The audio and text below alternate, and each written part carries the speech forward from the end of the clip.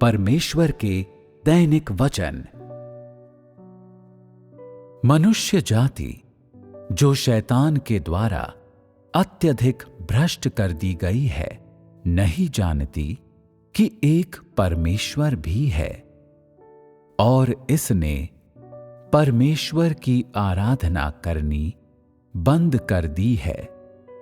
आरंभ में जब आदम और हव्वा को रचा गया था, तो यहोवा की महिमा और साक्ष्य सर्वदा उपस्थित था, परंतु भ्रष्ट होने के पश्चात मनुष्य ने उस महिमा और साक्ष्य को खो दिया, क्योंकि सभी ने परमेश्वर के विरुद्ध विद्रोह कर दिया और उसके प्रति श्रद्धा दिखाना पूर्णतया बंद कर दिया। आज का विजय कार्य उस संपूर्ण साक्ष्य और उस संपूर्ण महिमा को पुनः प्राप्त करने और सभी मनुष्यों से परमेश्वर की आराधना करवाने के लिए है, जिससे सृजित जीवों के बीच साक्ष्य हो। कार्य के इस चरण के दौरान यही किए जाने की आवश्यकता है। मनुष्य जाति किस प्रकार जीती जानी है?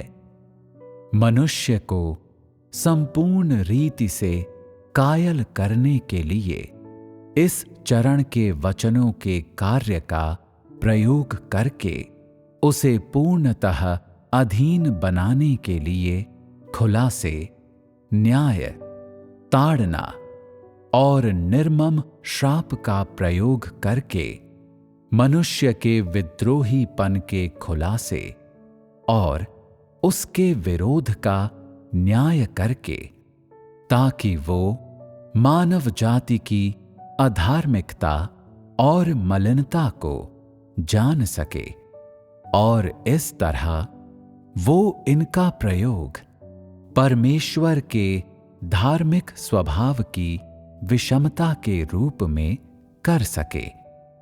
मुख्यतः मनुष्य को इन्हीं वचनों से जीता और पूर्णतः कायल किया जाता है। वचन मनुष्य जाति को अंतिम रूप से जीत लेने के साधन हैं, और वे सभी जो परमेश्वर की जीत को स्वीकार करते हैं, उन्हें उसके वचनों के प्रहार और न्याय को भी स्वीकार करना चाहिए। बोलने की वर्तमान प्रक्रिया जीतने की ही प्रक्रिया है, और लोगों को किस प्रकार सहयोग देना चाहिए, ये जानकर कि इन वचनों को कैसे खाना पीना है और उनकी समझ हासिल करके, जहां तक लोग कैसे जीते जाते हैं, इसकी बात है, इसे इंसान खुद नहीं कर सकता।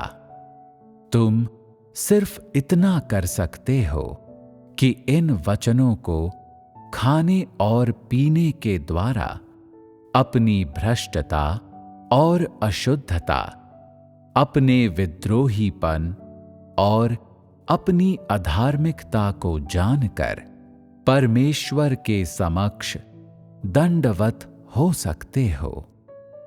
यदि तुम परमेश्वर की इच्छा को समझकर इसे अभ्यास में ला सको, और अगर तुम्हारे पास दर्शन हो और इन वचनों के प्रति पूरी तरह से समर्पित हो सकते हो और खुद कोई चुनाव नहीं करते हो, तब तुम जीत लिए जाओगे, और ये उन वचनों का परिणाम होगा।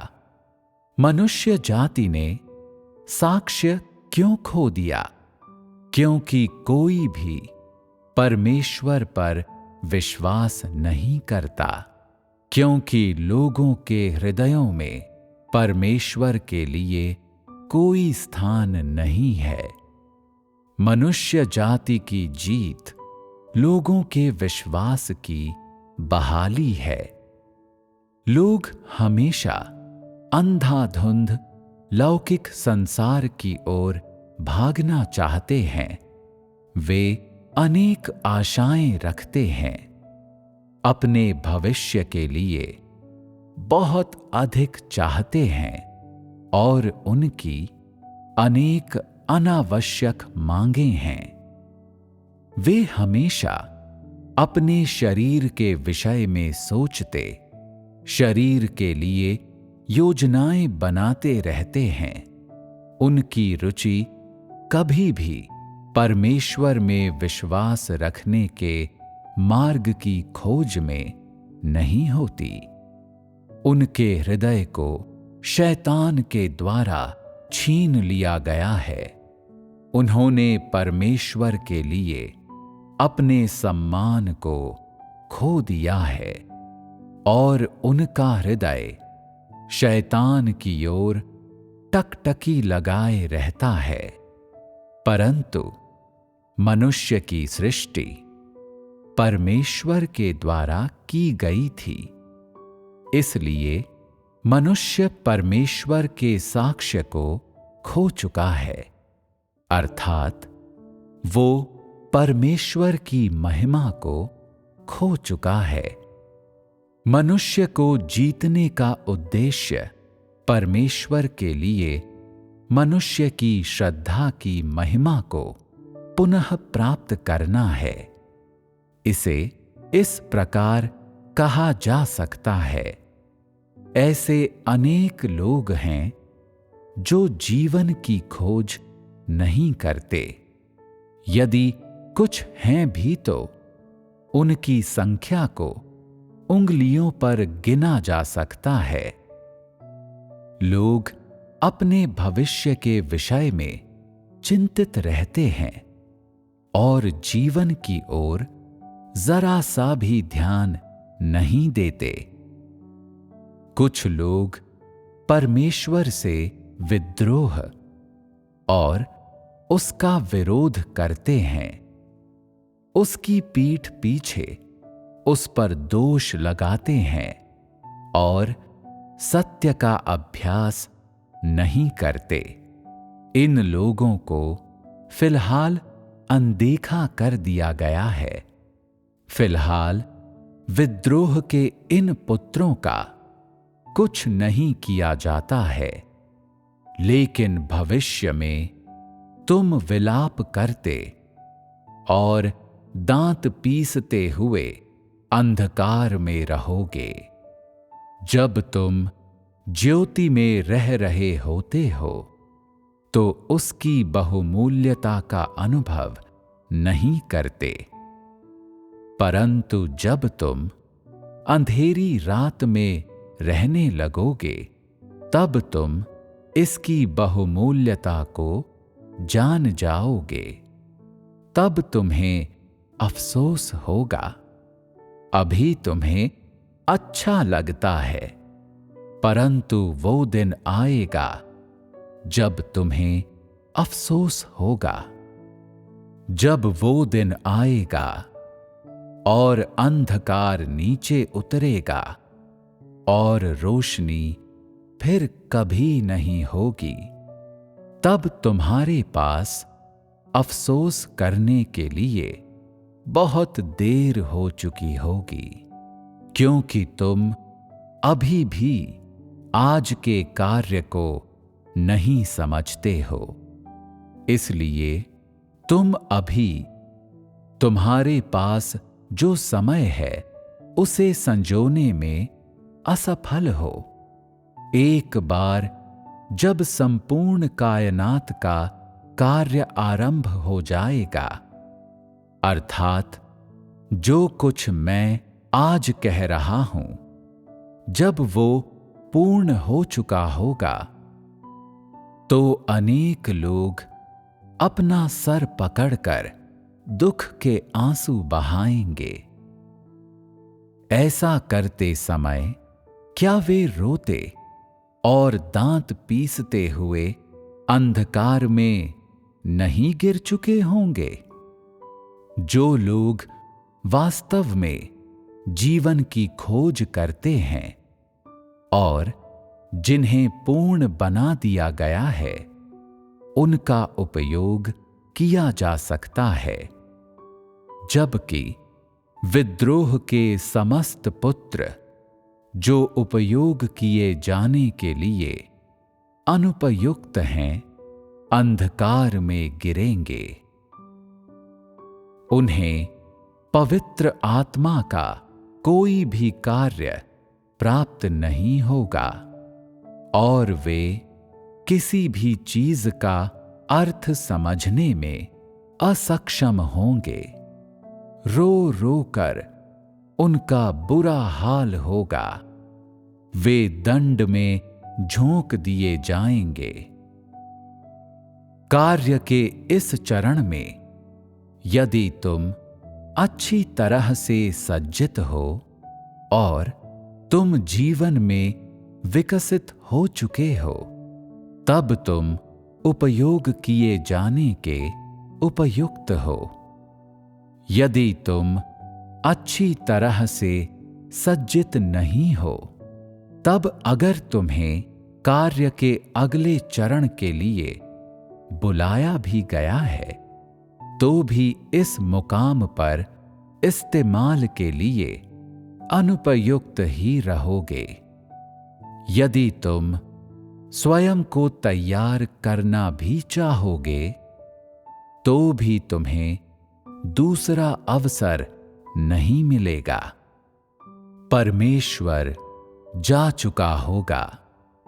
तब तुम इस प्रकार का अवसर प्राप्त करने के लिए कहां जाओगे जो अभी तुम्हारे समक्ष है? तब तुम उस अभ्यास को प्राप्त करने कहां जाओगे जो परमेश्वर के द्वारा व्यक्तिगत रूप से उपलब्ध करवाया गया है? उस समय तक परमेश्वर व्यक्तिगत रूप से बात नहीं करेगा और न ही अपनी वाणी प्रदान करेगा। तुम मात्र वही पढ़ने के योग्य होगे जो आज कहा जा रहा है, तो फिर सरलता से समझ कैसे मिलेगी? भविष्य का जीवन आज के जीवन से किस प्रकार बेहतर बन पाएगा? उस समय क्या रोते और दांत पीसते हुए तुम एक जीवित मृत्यु की पीड़ा नहीं झेल रहे होगे?